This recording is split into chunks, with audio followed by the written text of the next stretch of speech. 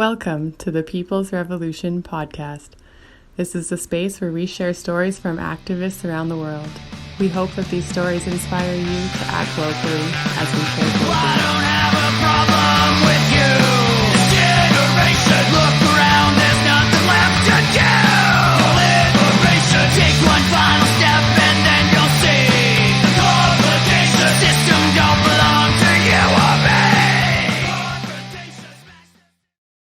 Welcome to the People's Revolution podcast.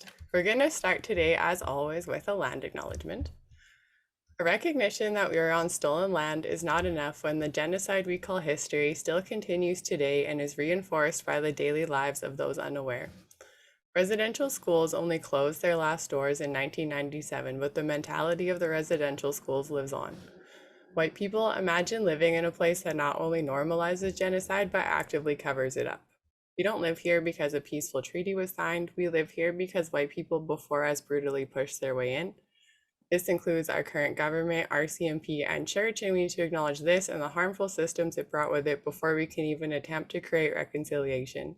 It is a privilege to not know that you are living in such a way that makes a genocidal reality seem like regular everyday life.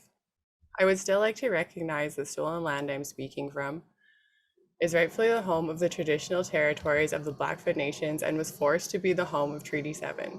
These nations are Siksika, Kainai, and Piikani.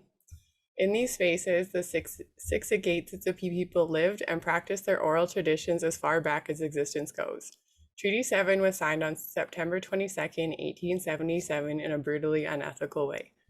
This treaty was not upheld. Treaty 7 includes the Tsuut'ina Nation, Stoney Nakoda Nations, and the Métis Nation of Region 3. So this space, known as Calgary, is actually rightfully known as Mohkinstsis. Thank you. So today we have Des Bissonnette, community activist, abolitionist, anti-capitalist, anti-racist advocate. Awesome.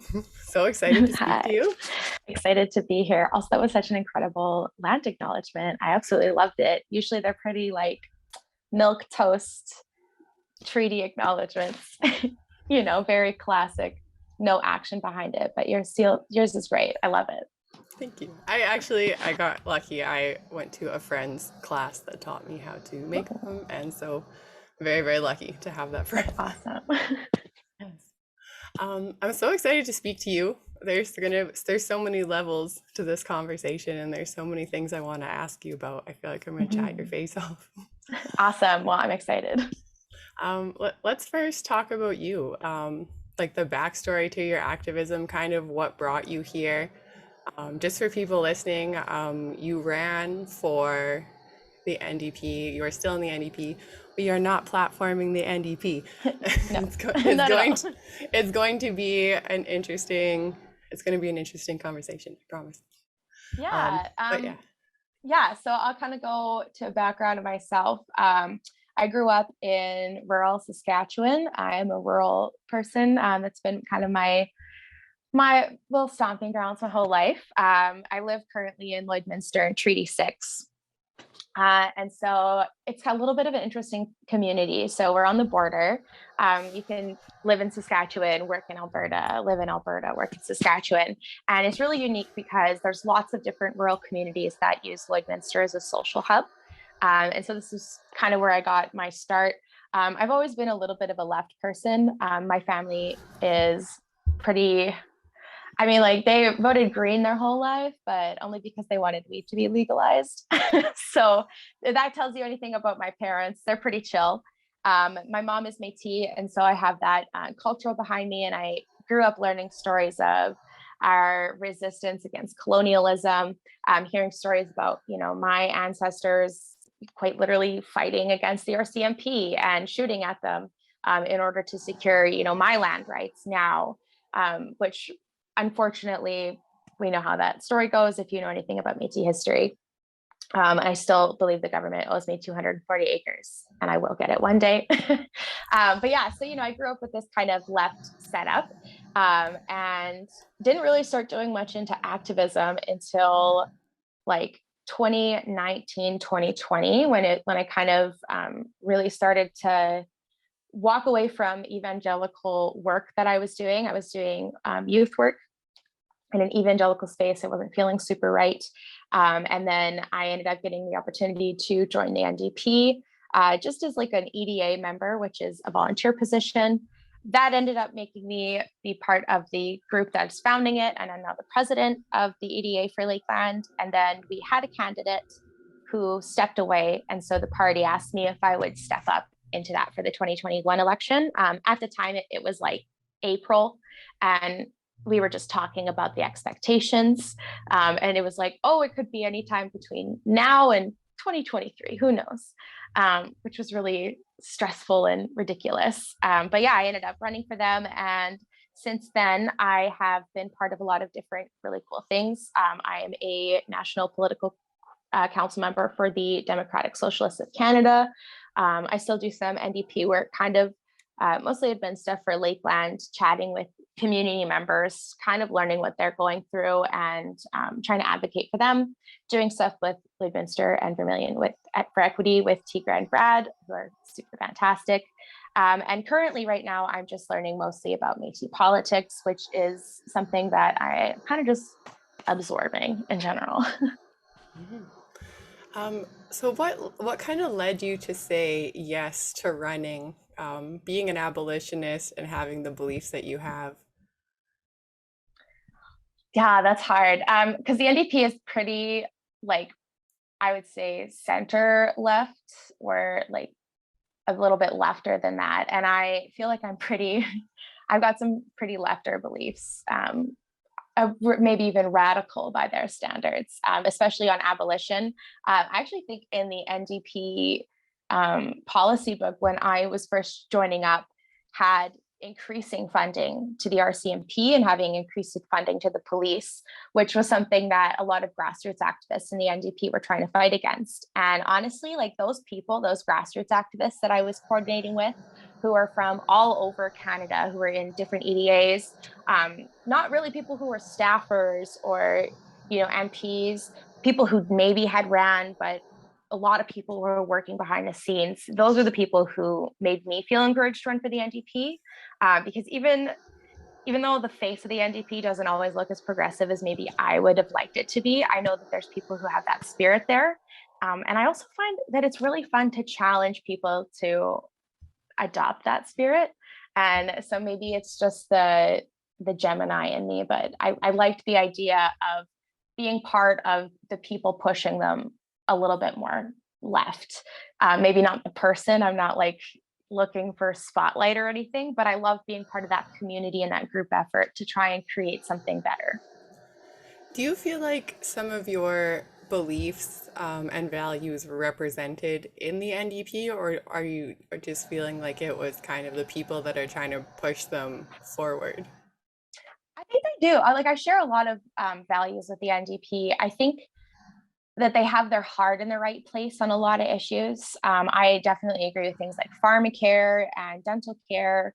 I even personally want to go further with that in a lot of ways where, we're providing medical devices to people free of charge, where we're providing accessibility devices to people free of charge. And maybe that's not something the NDP has yet, but, you can see that potential for that there because we have those shared values. And it's only a couple of steps, left for it to bring those things on. There's a lot of things that I share value-wise with MPs like Nikki Ashton or Leah Gazan. Matt Green is really cool. Romeo Saganash, who's no longer an MP, but he was a former NDP MP. He and I have a lot of similar belief systems. I love him. He's such an incredible dude. So yeah, there's like lots of pieces that I do feel I meet up with the NDP with. Maybe not all of them, but I don't think that that's always a bad thing. I think having different opinions in the space is great as long as you have like a shared goal and you can debate that.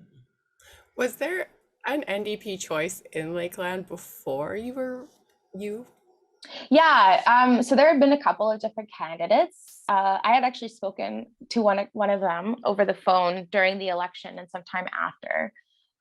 They had candidates, but at the end of like 2019, their EDA had some kind of issue and it had all kind of fallen apart. So we ended up actually starting everything from scratch. Like we had to remake bank accounts, remake all of the like forms and everything. It was a lot of work. It was so much work. That sounds like a lot of work. Yeah. When you were running, what was your experience like expressing your beliefs and the NDP's platform together in Lakeland riding? Like for like that's Vermilion, Lloydminster, Wainwright. Sorry. That's the provincial. So yeah, that's a little bit different. But I do some work with the Alberta NDP Vermilion Lloydminster Wainwright constituency. Oh, because I watched there was on YouTube there was a video and I think they must have interviewed everyone that was running. So they asked everyone kind of the same questions, and so you got to express kind of that you care about people's rights and Mhm. housing and all those fun things. And then like what I guess what was that like for you in the Lakeland riding space, like expressing those things to people? What kind of reaction did you get? So the way that I approached door knocking and interacting with the community, I think was a little bit different than what the NDP had expected of candidates. I didn't really get a lot of like fanfare from them or any documentation. I saw a couple of scripts and there was like training, but I was busy those times because I worked. And so I didn't really have a lot to go on. So most of my actual work on the ground was asking people, hey, like I'm running. This is your typical introduction where you're really bubbly and fun. After the introduction, I'd ask like, what in your community do you feel like you need an MP to advocate for? What's something that you feel like you're missing in life, or what's something that's really troubling your life? Questions like that where people led and told me things that were going on. And then that was something where I could be like, oh, the NDP is doing this. Or I actually agree with you. That's not something that the NDP has there. But as a candidate, as a president of this area, I'm willing to advocate for that. And so a lot of the conversation was led by people themselves and just kind of hearing what was going on in their lives, whether, they had lots of kids, they didn't have childcare. Housing was a really big one that I talked to people about, especially mental health care, all sorts of different things. And I found that it was a lot easier to be personal with people and understand what they were going through rather than just like regurgitate talking points about like, oh, Jagmeet Singh and the NDP are going to do this, this, this, this. And that, that's fine if that's how people want to do it. But I feel like it's very disingenuous as a candidate, where you know, my job, if I had been elected to that seat, would literally be to do what the people of Lakeland want and to give them the things that they need and to understand the lifestyles that they're living and help them live those lifestyles to their fullest, in positive ways. And so I felt like I couldn't just do that by regurgitating things. It was a lot of asking and lots of note taking, like 200 pages worth of notes, just of things. I had one lady who literally had me for 45 minutes listing everything that she had a problem with, and like even things that I didn't agree with. But you just listen and you just take notes and offer comments and stuff. That was really my approach to it. Mm. So it sounds like you had kind of a positive experience um, pitching your ideas in a or not like pitching your ideas, I guess, but like having your ideas in a conservative area. Yeah, definitely. I mean, there was some times where I had a little bit of a harder time. There were some people who would just close the door, be like, "Oh, I'm conservative," or like, "No, sorry, I'm not voting." Uh, Vaccines were like a big question around this time, and so I had so much about that, which was awkward for me because I'm very much like, "Go get vaccinated." I understand the science behind vaccines. Like, I'm very pro science, and so that was sometimes uncomfortable. I had a woman. Oh man, it was such a wild moment. I had a woman like slam against her door, like her screen, and scream at me about how Mad Max, like the PPC leader, Maxime Bernier, was going to save Canada and he was going to promote freedom all across the land. And like those are really far and few experiences for me, which I feel really fortunate about. I know a lot of people had worse experiences with the PPC. My worst experiences with any of their people was like post-election stuff. Oh. Yeah. Well, yeah. Well, that's actually it's interesting, especially just like for the area that you're in. But I do kind of think that when you bring up talking points that have to do with like human rights, housing, childcare, putting people before profit, anything like that, like people like it. But Mhm. then when you put like labels on it, people are like, well, not that label. I want what you're saying, but not like that. Yeah, exactly. Yeah. And you also are pro renewable energy. Is that Yes. correct? Um, and so what was that conversation like for you again in the space that you were in? So difficult. I live in a very pro oil community.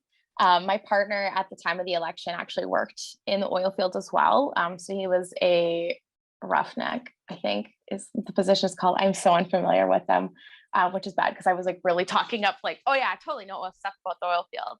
But I have a pretty good idea of the structures, just not like the laboring jobs that my partner was doing. But it was hard. Talking about pipelines is really difficult in this community because people see pipelines as jobs, and people are really scared of losing their jobs. But I'm a passionate climate activist. I have been very aware of what's been going on. I read the IPCC report and I was reading it while the election was kind of anticipated as well. There was one that came out in August. And so, yeah, like having a conversation being like climate's happening, this blah blah blah, it's not really effective in my community. So for me, what ended up being effective was talking about a just transition, and having conversations of okay, but instead of the Husky CEOs, for example, like there's a couple of them who are in their 90s. There's the oldest Husky employee is 97 years old and he makes like $2 million a year, right? Which is absolutely ridiculous. My partner was working like 60, 70, sometimes 80 plus hours a week and working from like 4 in the morning until like 7 o'clock at night sometimes. And we weren't even making $200,000 on his salary. So how does that make sense, right? And talking about that with people, talking about the fact that 5,000 people moved to Calgary on a whim because they were promised jobs by Husky. Oh, Husky sold. Sorry, you're all laid off. Your entire lives, you uprooted. Sucks to be you. But we're going to give our CEOs bonuses this year and big bonuses at that. So having those conversations was honestly the biggest way to go. Talking about things like, we want to ensure that we're switching to renewable energy and that you as an oil field worker are guaranteed a job. You're guaranteed the schooling, that you're guaranteed a salary.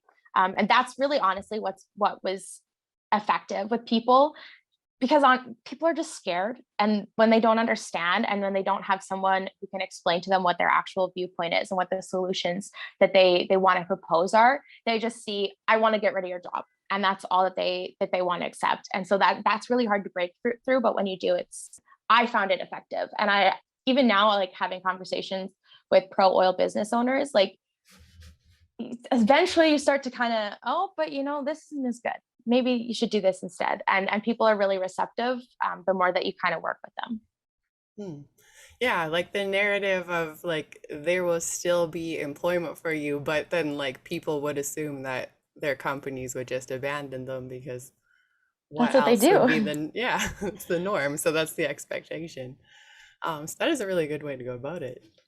Yeah, I think it's the only way sometimes because people are not as receptive, especially when their whole life depends on XYZ amount of you know money being funneled into the oil field. Yeah, definitely. Um, definitely. I mean, we've got to change eventually. If we don't start slowly, we're gonna, and I think we're kind of maybe past the part of starting We slowly, but are, so this is actually according to the last IPCC report. It's in the next 1,004 days. We have before 1.6 degrees is inevitable. 1.5 degrees is like worst case scenario, or sorry, best case scenario, out of all of the different projections for the IPCC. So in a little over 1,000 days from now is the timeline that we have, which I think is another thing. People don't really realize the gravity of the situation. People don't want to. I mean, like when I was little, I was told that climate change was going to be an issue for my grandkids, but it's literally happening before I turn 30. And it's hard for people to accept that. And it's hard for people to, I think people aren't grieving enough with it. And that I think it really affects our mental health, and it affects the way that we as a society are addressing it. Hmm. Yeah. Especially living, yeah, in the spaces that we do. It's so hard to have the conversation because it's like personal belief and creature comforts versus the Yeah. world is about to light on fire. It's already on fire. Yeah. Well, and like in your community as well, because you said you're in Calgary.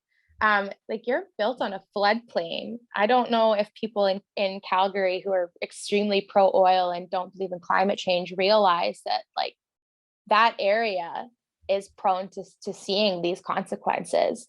Just like, we're in an area with really flat area, get tornadoes. We'll likely see tornadoes in this area. And it's just, those are things that are just going to intensify. And I don't think it's going to really set in until those things start to happen. And I don't want that to be the case. Like, I really want to be optimistic. But we also live in a society that's been downplaying climate change for like 70 plus years. So who knows? It's really a gamble at this point. We're actually just finishing a flood watch. I think we are still on flood watch. Like we drained they drained like a whole reservoir, so they ruined like, in my opinion, the whole ecosystem. They just took the lake out, they took the running in rivers out, and they're just like prepared for the flood. And I was like, where did the lake go? Yeah. Oh. So right now Wow. that's happening actually, unfortunately. Yeah. And unfortunately, it's just going to be the continuance until, we start committing to making that change happen, and fast.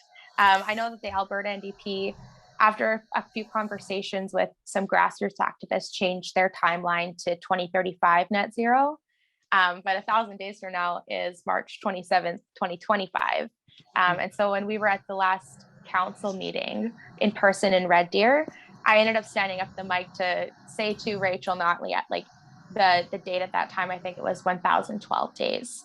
And it's like, we only have 1,012 days. Like, your climate plan is 10 years too late. What are you going to do? And I mean, she gave me a politician's answer, what you expect out of a politician, what you expect when somebody is confronted with that kind of information, which is to deflect and try not to answer really, unfortunately. Yeah. So you just went, so you did just go to the NDP council. Yeah. How was that? It was interesting. They're dealing with some accusations of abusive staffers and a couple other things. I don't know all of the story, and I don't want to speak on anyone else's behalf for it, but there was a lot of tension because of that. I felt that there was some tension because like, I love these meetings in a lot of ways. It's really great to socialize with people, get the opportunity to like meet people, especially because it was in person and none of us had really gotten to see each other over the last 2 years of organizing. And that's wonderful. And like even online Zoom conventions are fun and interesting, but nothing gets done. And that's just like a chronic, I don't even know, like a symptom of being on the left or in left politics is when there's one resolution that somebody's made, someone's got to amend it. And so policy decision, we had like an hour of debating, and it took us 45 minutes to debate an amendment and then amendment and then strike the amendment to the amendment and then strike the amendment and then pass the original thing. And so like, it's like so funny. It's democracy in action, really. Like that's unfortunately how things are. Like it's a slow process to get all of these conversations done. But man, it's really funny also because it's just like, wow, we really did nothing today. Like we drank water out of fancy glasses and we talked about the same resolution for like 40 minutes. Some people called point of orders, got mad at each other. Like it's very much, I don't know, it's interesting. It's entertaining for me, at least. I enjoy it. Yeah, it sounds entertaining. Yeah. But it also sounds kind of like maybe like running on a hamster wheel, but an Yeah. entertaining hamster wheel. Is Yeah, that right? I think that's politics as a whole, honestly. You have to, sometimes you have to navigate it unseriously, even with like be serious, but in an unserious way, because I feel like if you take it too seriously, but also not seriously enough, it just breaks you. Like there's such a careful balance that is very hard to maintain, and you need a lot of alone time to process it some days. Mhm. Do you feel like it's possible to make change within that system? Or do you think it has to be, or like maybe like a mix inside the system and out? Or do you feel like grassroots, I'm just putting words in your mouth. You answer. Yeah. Um, it's a hard question because I love the idea of electoralism. I love, the process that goes into it. I think it's interesting. I've been really interested in Canadian politics for like a long time, since I was a little kid. And so I do see the value in it. But I also recognize that we live in like late stage capitalism, and really like, especially when we look, at the southern half of Turtle Island, we're seeing their capitalism is now failing. That's just the reality of what happens with capitalism. It'll happen to Canada as well. We're also likely to fall into these same things. And when we come to that point, when fascism is on the rise the way that it is, and white supremacy and nationalism is on the rise the way it is, electoralism isn't enough anymore, because electoralism fundamentally is based off of the neoliberal ideas. And neoliberalism benefits from fascism rising because neoliberalism benefits from capitalism. So as much as I want to believe, and I love the idea that like, consistently working within the party system is going to fix everything so magically in the next couple of years, the reality is that none of the problems that we're actually seeing are going to get fixed unless people like, myself, like you, like your listeners, like your listeners' neighbors, your listeners' co-workers, unless those people get together and start forcing that change, whether that's through taking direct community action and doing things like how Lloydminster and Vermilion for Equity does their street team, and they're making sure people are fed, making sure people have water. Whether it's you doing those kinds of things in your community, whether it's you organizing around a candidate for your city council, or organizing around a candidate for a municipal council, those kinds of things, having direct action within your community, like that's where things have to start at this point. We're not going to make a lot of gains in the big picture over the next couple of years, and as frustrating as that is, there's always going to be people working on it. So who knows, that could change. There could be all sorts of things, the future isn't there, but it's really, the change comes from us first and foremost. And unless we're willing to commit to making change happen, like it's just not magically going to come. And it's especially not magically going to come through electing people who, as soon as they get elected, instantly get a $182,000 a year salary and work from like January till the end of June, and then house recess until September 22nd. Like, absolutely ridiculous. It's still getting paid during that time, right? Not, maybe they're doing things on the ground, but if I took that long off of any job previously that I had, I would have got fired, right? So it just, it's a system that's built to keep itself the way that it is, and we have to challenge it in different ways at home, rather than just expecting it to work only through the system. That makes sense. Was there, I have so many questions I want to ask you. I don't even know where to ask.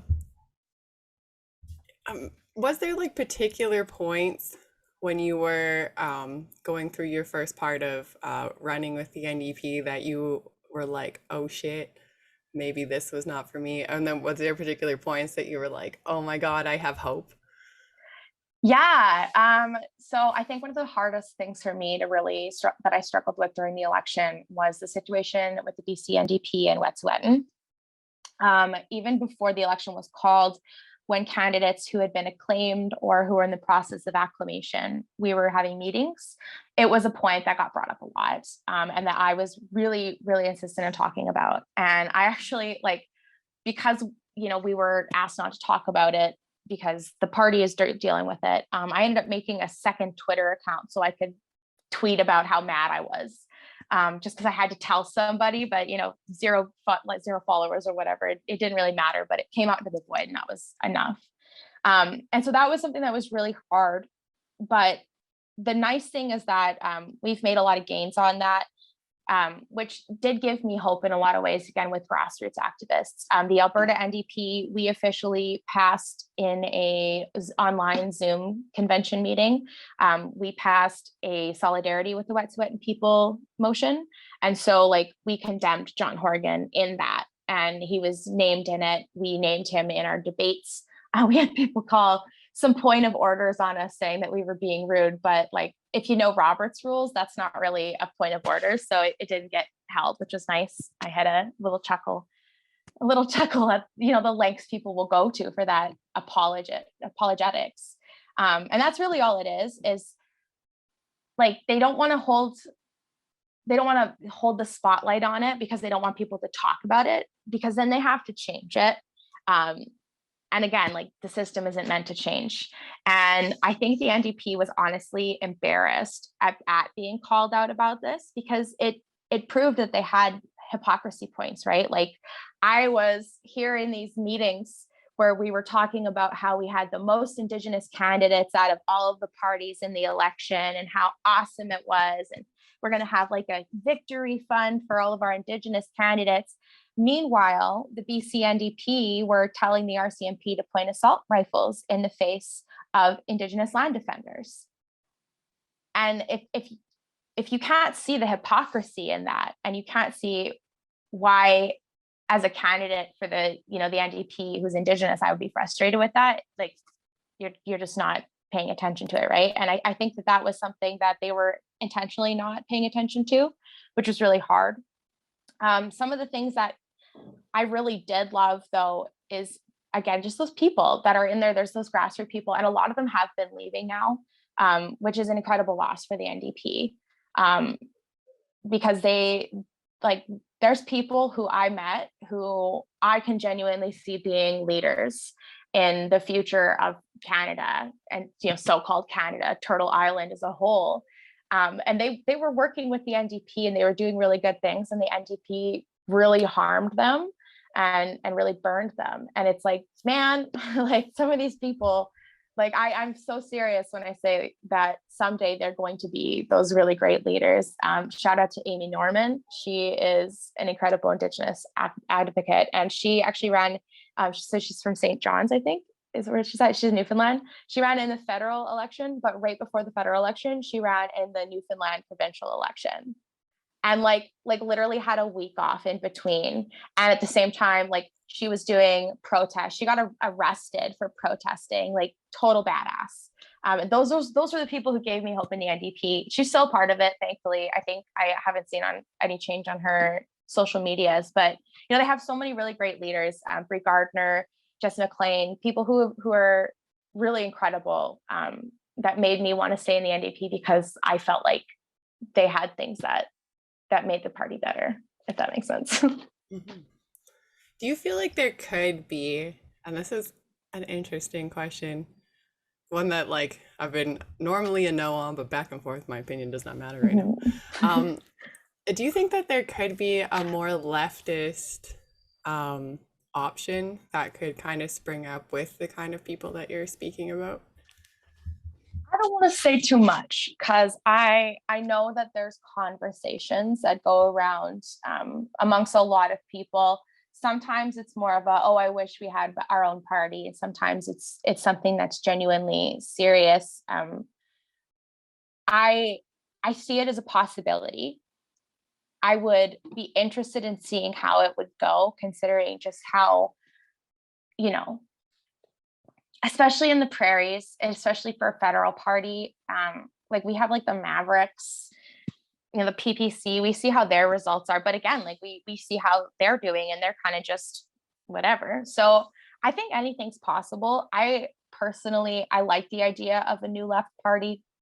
I don't know how it would execute, but I think that there are people who are working on things, and I'm keeping my ears to the ground, and I'm kind of keeping my eye on it. Because my hope is that regardless of if it's a new party or if the NDP decides to get its butt in gear and kick all the freaking neoliberals out, the orange liberals, some people call them, whether it's new or it's them, we need to have a real option that's talking about the gravity of things in a real way. And I don't think that, I think especially in Canada right now, we don't have anybody speaking to people except for like the PPC, except for, like Pierre, fuck, I don't know how to pronounce his name, Polivier, whatever. I'm not French. Sorry to just respect my last name, but he's talking to people, and like these are right-wing nationalists that are gaining grounds right now. So I hope that the left figures something out. I would love to see it in the future. Yeah, it's the tough part. Like when you get so far left, you're just like, well, fuck all this shit. Yeah. But then like when you get so far right, you're like, I'm just gonna start a Nazi party. You're like, I don't know what's happening right now. Yeah, exactly right. It's such a, yeah. And unfortunately we get to watch it all happen in real time ourselves. Just for maybe people listening, what do you think the biggest distinctions are between liberal and leftist? Amazing. Okay, so I think one of the biggest things that defines a liberal is like like the first word that comes to my mind to describe it is like a liberal is very chuggy. Maybe that's a little too Gen Z. Some of the cool teen slang that I've picked up on, but it's kind of like the people who are unwilling to put action behind their beliefs. And the thing about liberalism is that liberalism is still benefited and comforted by conservatism. Liberalism and conservatism, especially in Canada, kind of live in tandem with each other when it comes to our political parties, right? They're always constantly pointing towards each other, fighting with each other. The NDP is kind of getting thrown into that now, but not to the same extent where, like I can walk out right now, I'm going to find like 5 or 6 fuck liberals or fuck Trudeau things. Like that's just, there's that fight that's there. It's kind of like colors, like a sports team almost, except people die as a result of the sports team winning, unfortunately. So yeah, like liberalism, I would say, is very fake. It sees politics as a game because it can, liberals can afford to see politics as a game, whether they're financially better off, whether they're in a position of, comfort because they're, a white person or, a straight person, somebody who's not really typically marginalized, or somebody who is marginalized but has taken advantage of, I guess, like the place that gets carved in liberalism to create the illusion of progress, like Obama or Kamala Harris. So liberalism at its core, compared to, what leftism should be and what I would expect a leftist to be, is that liberalism isn't actually about changing the status quo or creating progress.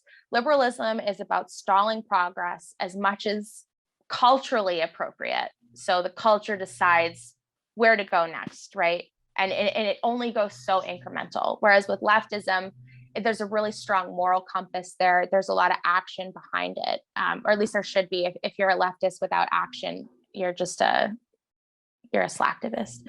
No fire, no don't want to fight anybody, but you got to be active. You have to put action behind it.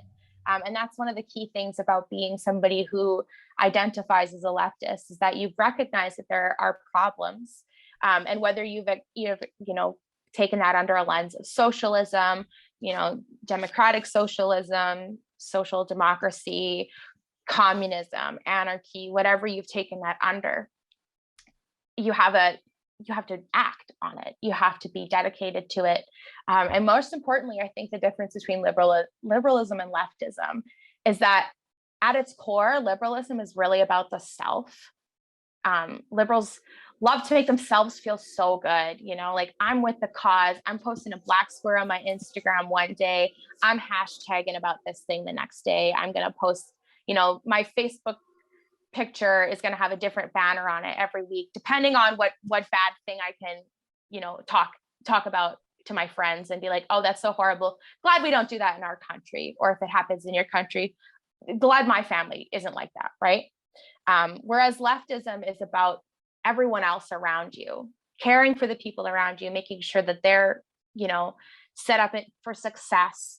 Leftism isn't about making yourself uplifted. It's about lifting everyone up together and making sure that we're all in the same space.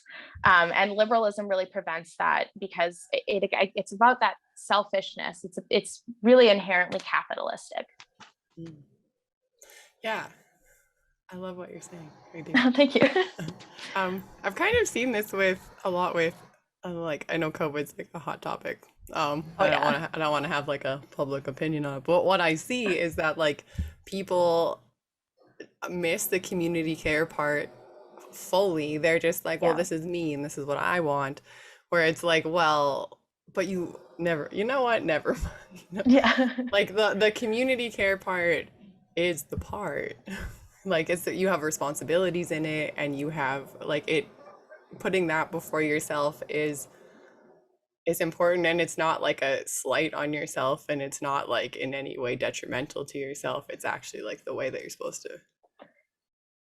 Yeah. How do you live in a community if you don't give a shit about your community?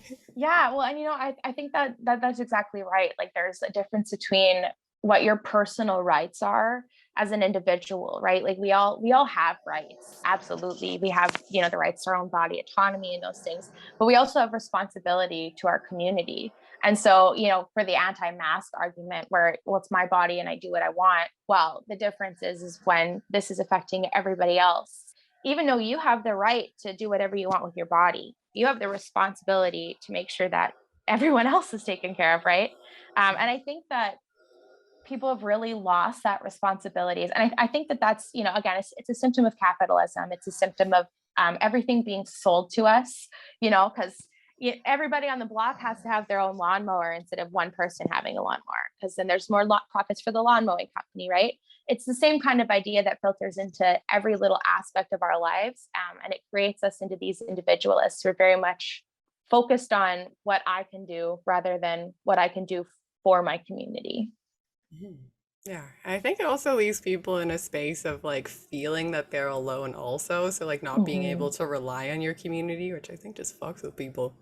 Yeah, it really does. And I really hope that we're coming up, especially because now we're seeing a lot of the consequences of the political climate over the last 10, 20 years. We're seeing the consequences of the ignorance of climate change over the last 50 years. I'm hoping that translates to people understanding and reconnecting, not just with their own communities, but with the earth and with, with really real ways of being.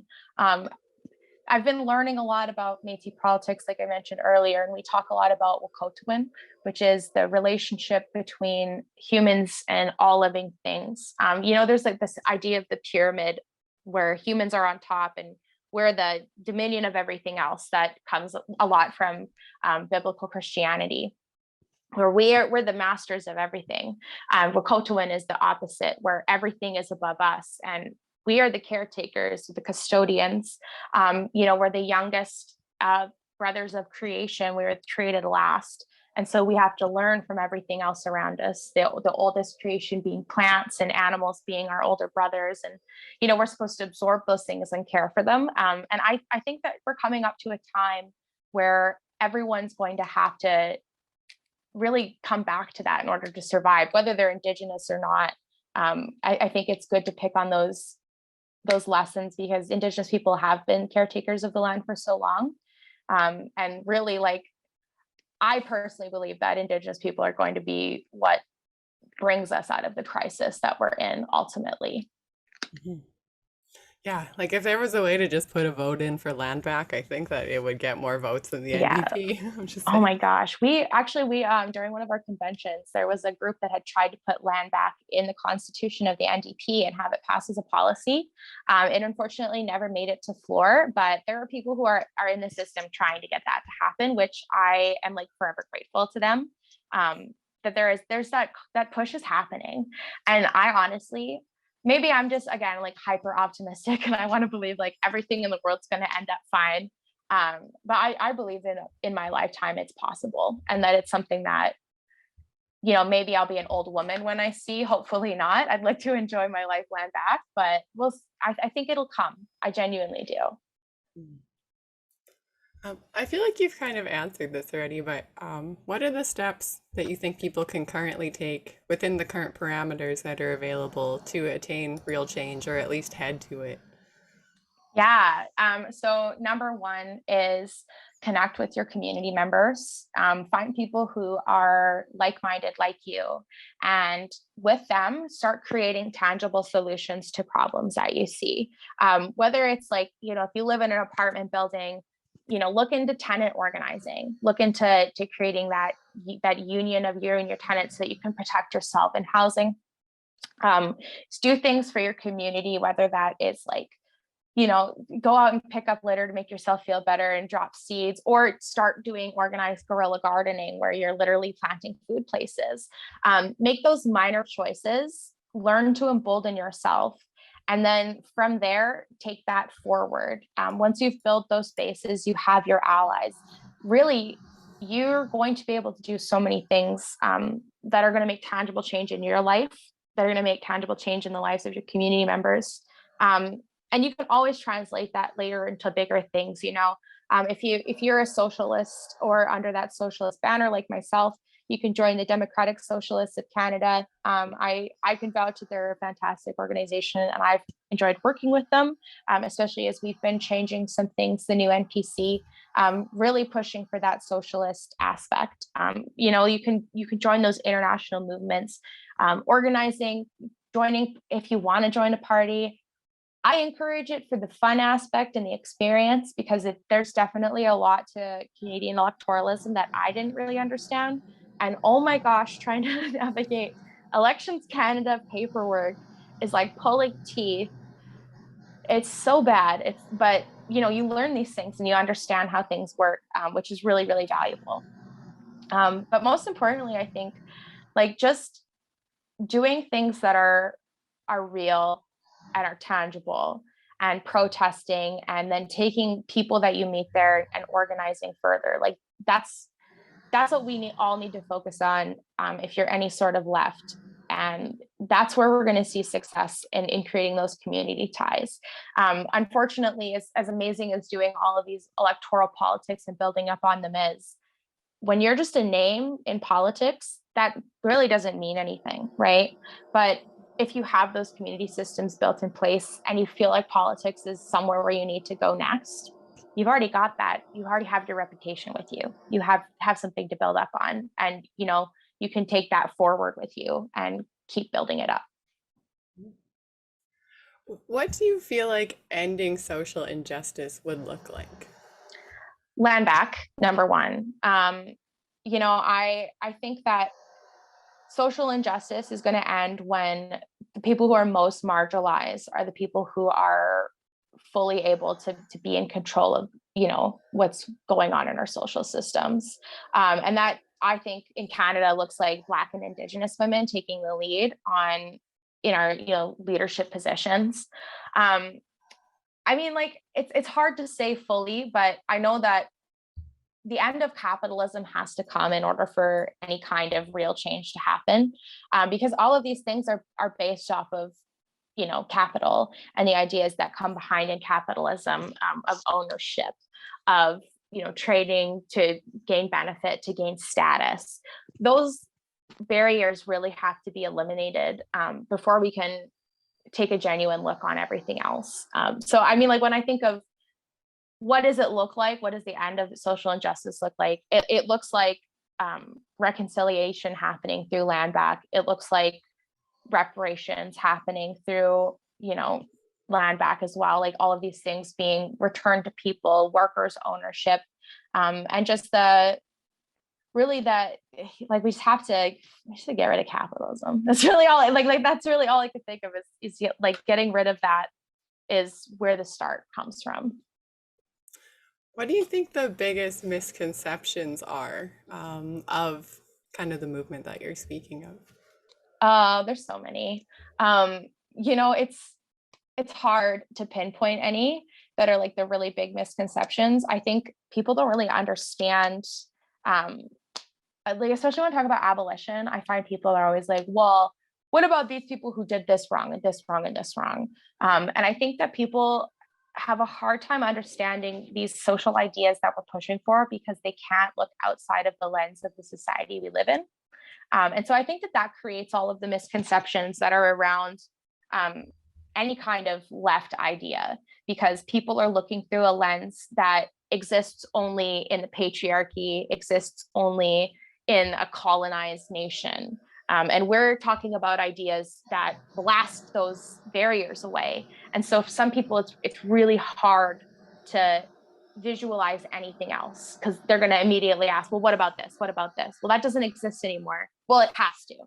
And so I think all of the biggest misconceptions come from people being unable to take themselves out of that framework. And that's intentional. Like it's not their fault. All of us have that literally built into us, through whether it's through our, family members talking about the system as it is, or endlessly consuming horrible commercials when we were growing up, or, just picking up social cues as we navigate through life. It's all ingrained into us, but like the misconceptions really start by challenging where all of your information is coming from and what agenda is behind it, which sounds like a little bit like a freedom convoy type person, but there is an agenda behind everything that you're presented with, in fact, like information wise. And you have to be able to recognize, oh, this is coming from a capitalist source, like the Wall Street Journal, like that's literally owned by Jeff Bezos. And so if it's talking pro Amazon, well, we know that that's biased. Or it's talking about like climate change isn't going to do this. It's actually fine for profits. Well, okay, well, we know that Jeff Bezos literally wrote that. So, I think it's misconceptions just come from not having enough knowledge and breaking them by learning, and especially by listening to Black and Indigenous activists. There's some amazing people there who can really like St. Andrewism on YouTube, really fantastic. There's this other guy, FD Signifier on YouTube, who like totally has reshaped some things for me. If you read anything about Angela Y. Davis, I feel like you can really understand leftist talking points without, especially abolition. If you're looking to learn anything about abolition, Angela Y. Davis is where it's at. Cool. Yeah, like Canada being, I guess so-called Canada being only like 150 years old, and then people being like, well, how can there be another system? It's like, well, like two grandmas ago. Yeah, literally. And that's not that long ago. And even it's fucked up to think about, because like 150 years ago, all these promises were made, and then we're just like expected to just be like, well, you know what? They were all lies, and we're just not gonna fucking do any of this, but it's fine and it's completely normal, and everyone's like, this is the system. Yeah. Yeah, anybody that it benefits is like totally into it. But it's interesting because even talking about the systems in Canada, 150 years ago, that wasn't the only system that really existed. Like my nation, the Métis Nation, we had a completely different way of governing our people for hundreds of years before we were forced into a kind of more colonial structure. We actually used to structure ourselves around buffalo hunting, and so everybody would elect leaders for the brigade, and they would essentially be like the politicians, right? Like they were the leaders for the people. And as soon as the buffalo hunt was done, it was just dissolved. And you only made laws during the buffalo hunt. They were slightly changed every time, and they stayed until the next buffalo hunt. But like your leadership was elected there, everybody participated. And then as soon as the bison hunt was done, like that government was gone. And it's super interesting. And there was almost no infighting between Métis people with that system of government, which I think is really unique, to think about, that there's, a whole culture of people that could effectively govern themselves in Canada. They were people created in Canada, and a lot of Canadians can't imagine any other system that we have. Yeah. So your system was around longer than Canada, but for some reason it's not even considered like on the table, which doesn't make any fucking sense. Yeah, I would really love to see it come back. I know that a lot of the MNS and like M&A shareholders are a little bit older. So if we had to see them like go beat for beat with a bison in order to keep their positions, I think that would be extremely entertaining for me. That's the kind of politics I personally subscribe to. I love the idea of putting our politicians in funny situations. I like that. Do you feel like there's any progress that has been made in like so-called Western Canada or in Canada in general to kind of move towards a solution, or do you think we need like a big something? Yeah, I think that there's been moves to avoid a solution, honestly, especially if you look at like the housing with the Liberal government proposing to give $500 to people to, you know, that they're going to give you a one-time $500 payment to help ease rent relief. Well, that's really cool. You guys are asking me to pay back CERB, but I'm unemployed. So you want me to give you back $3,000. And you're going to give me $500 to relieve my rent. Does that make sense, right? So there's a lot of pushback. If they were serious about changing things, they would do things like not allowing MPs to be landlords. But then our Deputy Prime Minister, Chrystia Freeland, would have to get rid of her like 4 whatever properties. She actually just bought a new place in Ukraine, which I thought was kind of a conflict of interest considering the war that's going on there. But she bought a lakefront property in Ukraine. Yeah, fun fact. You know, like there's just like in any society where a liberal, small L liberal is in charge, they're going to try and fake that progress. They're going to try and like implement progress, but it's not really meaningful. Even the dental plan that the NDP signed up on, which I personally don't think that they should have had any kind of deals with the liberals. I think that was a mistake. But the dental plan isn't even a real dental plan. It's a kind of a test for people with X amount of dollars. And I don't even think we qualify because my spouse makes too much. So that's really what the progress looks like in Western Canada. So unfortunately, I don't think that we have any progress. I would say that we're going backwards. And I am kind of concerned, especially now with the United States going even further backwards, that it's only a matter of time. And unfortunately, knowing the MP actually both MPs that are in Lakeland and Battleford's Lloydminster, again, border, we get 2 of everything here. Both of them were acclaimed by an anti-abortion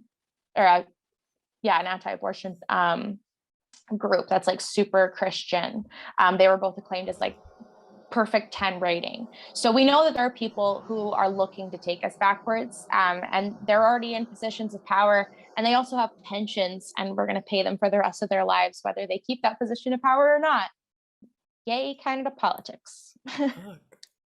I saw a list recently, I think it was on the Maple, and it had all of the politicians that had ever voted or said anything in like the ways of being like anti-abortionist, and there was like 5 liberals and then like the rest were conservatives, and it was like 10 pages. Everyone look at that list. Don't vote for those people. It's fucked up to think about, to be honest. Yeah, and but it's also like not super surprising considering how Canada just wants to be American Junior, especially Alberta. Like there are American flags flying in my community. I don't know why. It's very strange, but they're here. Yeah, we have that here too. It's like people have like mixed flags, so it's like Canada and the States, or it's like Alberta and the States, and you're like, oh, weird. Did you pay to print that? Like you walked into like a signs business and you're like, yeah, this is gonna go on my house. I'm printing this. Oh gosh, so strange. I meant to ask you this question before, but so in your riding, it's a conservative riding, but you also had Liberals running, Maverick Party riding, Green Party riding, and People's Party riding. And have you ever been in the same room or situation with everyone? And what the fuck was that like? Yeah. So we did a Lloydminster forum. They kind of said it was a debate, but it really wasn't a debate. We just kind of answered questions. Um, and the only person who didn't come was the Green Party candidate, but that was apparently expected. It was more like a paper candidate. But Maverick, PPC, Liberal, and then Conservative, the incumbent, which was Shannon Stubbs, they showed up, and it was interesting. I was the youngest person there. Everybody else were older college professors or business owners, stuff like that. I was the fieriest of them because I have ADHD, and when I get put in those high stress situations, I'm like, yeah, let's go. And I was wearing sparkly shoes to really like pump me up. So it was great. It was a lot, but it was interesting. I think the funniest thing is that as soon as the more conservative candidates realized that I was going to be how I was, they wouldn't look at me. They would like make eye contact with me, and they seemed kind of nervous. And Good, especially the scared them. Maverick candidate, I like kind of talked down to him a couple of times. And so he avoided making eye contact with me completely, which was really fun. But it's just because I really like intimidating men. The Liberal candidate was really nice, though. He was super cool. I didn't mind chatting with him. But yeah, mostly like the biggest things about the debate forum was like, it was just very normal. Everyone was super normal. That was pretty much it. Like there wasn't anything exciting. The only thing that was kind of exciting was later with the PPC, the PPC lady. So at the actual forum, we were allowed to have a guest with us, and I don't know if it was the Saskatchewan PPC or the Alberta PPC candidate. But there is this one guy wearing an InfoWars t-shirt who he was refusing to wear a mask, and another lady who was there who also wouldn't wear a mask. And the InfoWars guy got kicked out for being unmasked by the security guard. And this lady said, she comes up to me and my partner, and she starts going, Master, oh, mask wearing, oh, so good sheep, like just being really weird, right? And so they were kind of weird and antagonistic about it. But after the election, I saw that same lady who did the bowing at us when I was in second cup, and she recognized me, and she like pulled her phone out and started taking a video. And I was wearing like capris, so you could see like the bottom of my legs. And I don't shave because I'm not going to give Gillette my money. And this woman is like, you're a disgusting, hairy little monster. And just like going off on me. And I'm just sitting there like laughing at her because it's so embarrassing. Like she's like 50 years old and she's just accosting me. And I'm sitting there with my friend. It was so funny. Yeah, that was like the most really that happened with them. To be honest, I feel like I missed out compared to some of the other candidates. I know that the Banff candidate had a horrible time with the PPC. There was like 25 people showed up at their debate. There were some people who had their debates canceled because they were nervous about the PPC, but in Lloydminster, they seem relatively tame. I don't think that'll be the case going forward, but during this election, for the most part, like everybody seemed pretty normal. But also like, man, the other candidates, just the PPC and the Maverick candidate, like they were something. They were something. Yeah. That's really fucked up. Like, Yeah. as if that's the worst that they're gonna try is you don't shave your legs. It's like, no Yeah. shit. Well, and she was going off about like she's a church woman. She's going off about how like God gave her an immune system and stuff. So as she's like going off on me about my hairy legs, I'm like lady, God gave me these hairy legs. I don't know what you expect me to do. It's a good answer. If God didn't want me to have hairy legs, I wouldn't grow them. But here we are. What the fuck? Yeah. What a fucking comment. Yeah. Gender roles are a hell of a drug for some people. Yeah, it makes them weirdly mad. Yeah. And like, is that really what you're gonna post? Is like this video being like, I suck. Look at me. So like, Yeah, I was kind of disappointed because I'm not on their. They have a Facebook group, and I'm pretty sure that that's where it would have been posted. And I just want to see I want to see the comments because I just find so much joy out of like like right wingers being like, oh, liberal snowflake, because it's like, oh, you're so original. Would you read, which forum did you read that on 7 years ago? Like, good job. You got me. Yeah, you don't shave your legs, so you must be a liberal. That makes so much sense. Yeah, exactly, right? Oh my God, that kills me. Um, wait, so sorry. It's too funny. Like, I just can't believe someone said that to you as like, this is my like point of attack. Like, Yeah. Disgusting hairy little monster. It was just like, yeah, I am. I can't deny it. Like, I guess. only on days I don't shower, but like, you got me. Oops. Can I help you? Yeah, let me drink my coffee in peace, please. Awkward. Well, I hope that never happens to you again. Or I hope it does in a way that you find a little more joy in it, because it sounds like Yeah, maybe you get to see the video, see some conservative men cry over your leg hair. That would be fun. that was the dream. I feel so unbothered by a lot of things like that. Like I am very much unbotherable in those aspects. So I know that they want to get my goat, and it brings me joy to know that they want me to be heard about it. It's like, dog, I can't be. Dog, you believe in QAnon. I can't take anything that you say about me seriously. Yeah, yeah, it's true. It's like when those people try and like hate you down, you're just like, you, me, Yeah. it's okay. You go on. Yeah. You have a poor opinion of me. I must be doing something good then, because man. But I'm glad that you had an overall better experience, because I've heard some hell stories from other places in the country. So I'm glad that it wasn't as fucked up as it could be, but that still sucks. Yeah, there's always next election. I'm sure somebody will take it up to like 11 at some point. I hope not, but I don't know. I find quite a few post-election, a lot of Nazi stickers started showing up in my community. And so I've been doing lots of cleanup on those. I have a little kit that I carry around with me to get rid of any unsightly vinyls. Cricket is the worst thing that has ever come to humanity. Every single person and their dog has a cricket now. And for some reason in Lloydminster, they like to use it to be a white supremacist.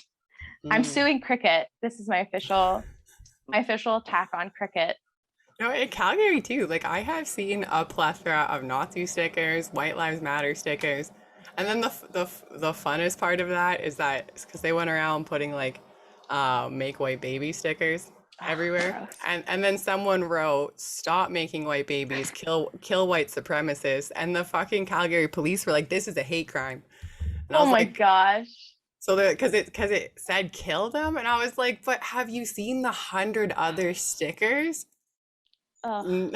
No, I don't know. And yeah, so like if you Google it, the Calgary police were looking for the person that did that, but never, ever, ever looking for anyone that did any Nazi stickers. That's very suspicious. Yeah, it makes you wonder whose side maybe the Calgary police are on. That's what I'm Wait, hold saying. on. Calgary police, hold on. Don't they have a little? Hold on. Maybe I've seen some information about them in the past there. Yeah. Honestly, if you Google Calgary police, it's all shit. Yeah. Like, yeah, they're pretty fucking bad. And they just like do it to themselves. They're like, oh, kill white supremacists. This is a hate crime. Who did this? You're like, this is amazing. Like you Yeah. don't even give a fuck. You're Yeah. just saying it out loud.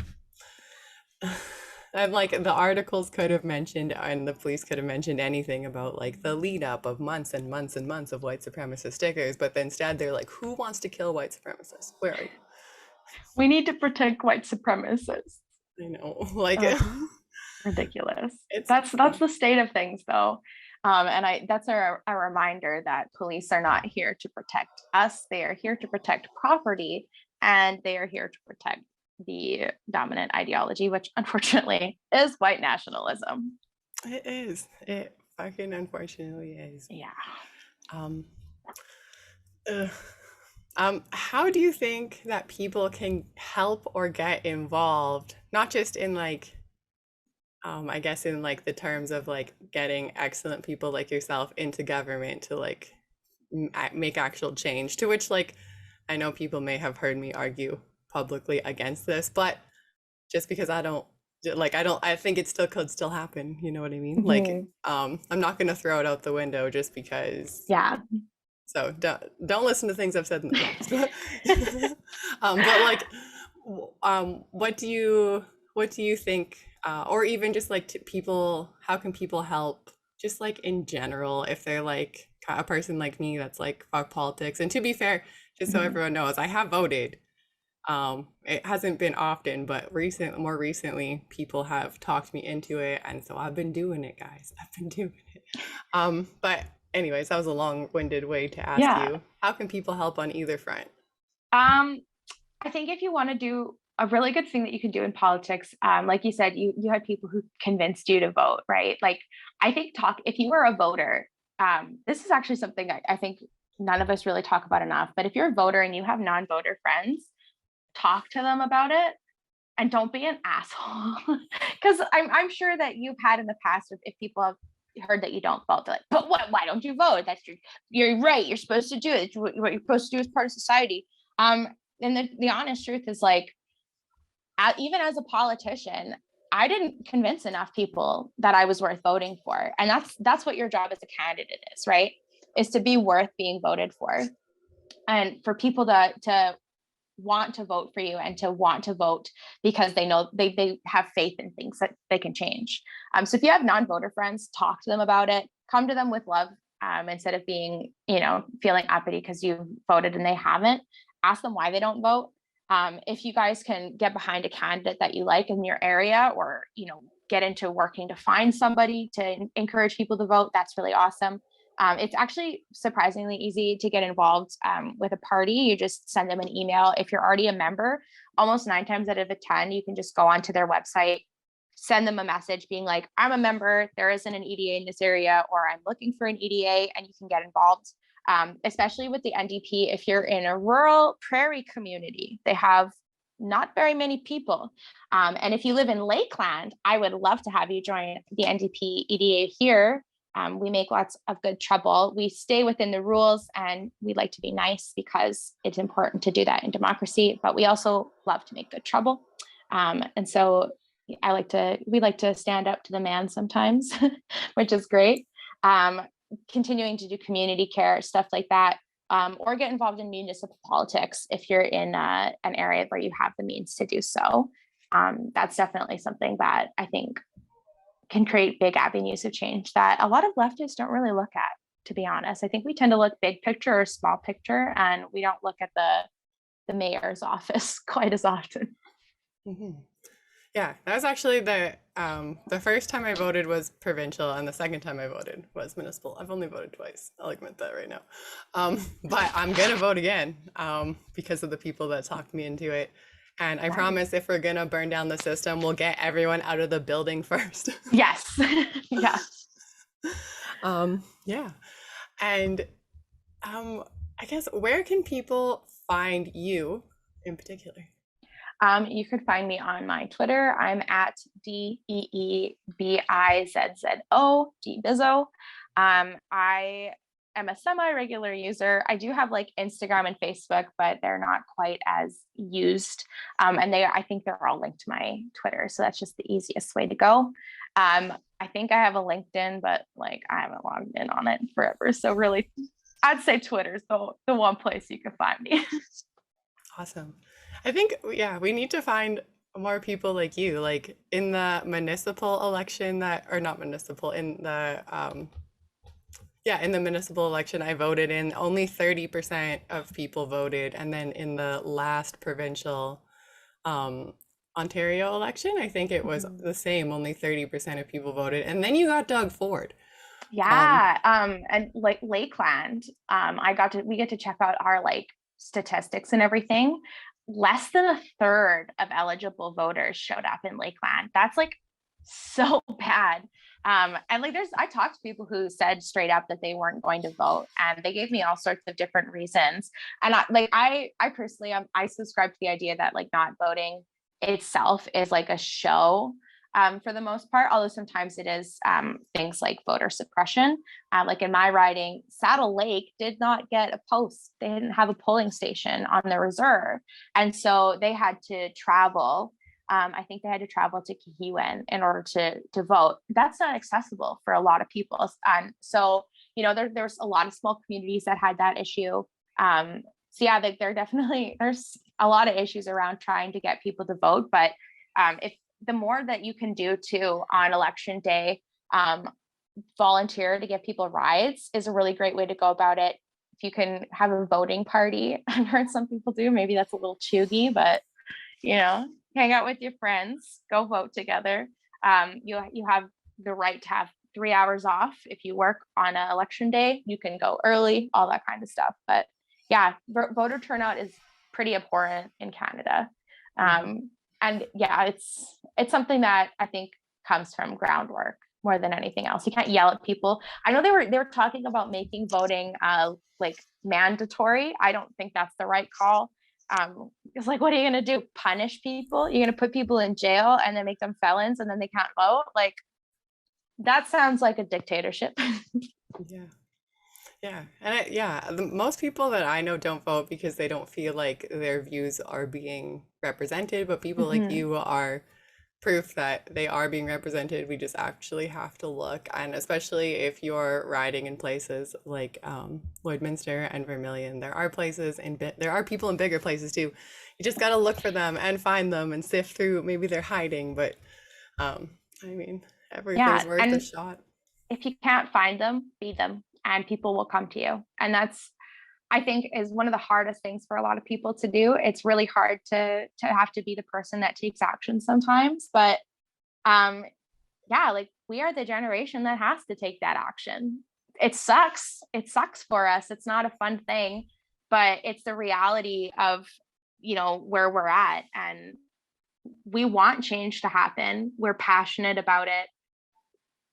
We are the people who are going to make it happen. We are the right people. It's the right time. And so if you feel like you don't have people around you who are in that space, or you don't have the person who stepped up and done that thing, be that person. Be your own hero. Sometimes you just have to bite the bullet and go for it. Yeah. There's probably so many people waiting to be like, this person speaks to me. I'm finally going to vote. Which is, something I never thought I'd say publicly, but here I am. Yeah. One last question for you. What is your final statement for the people? Final statement for the people, land back, free Palestine. We are going to see a future where all of this bullshit that we're currently living through is going to be past us, and we can and will make better things. We just have to be dedicated to that. We have to understand that we have the responsibility to do it. We have to be willing to do the work, and we have to be ready to take on challenges head on as they come. And take care of yourself as it's happening, because it can be really hard. I know I deal with a lot of climate grief, and that can be really overwhelming sometimes, to the point where it's like, is it even worth doing something? Because, climate change is going to destroy the world anyways.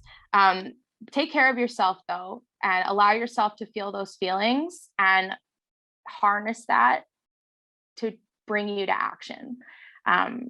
Because that we need people who are ready to go into action, and we need to be the people who are ready to do that. I like it. It's beautiful. Thank you so much for having this conversation with me. I appreciate it. Thank you for having me.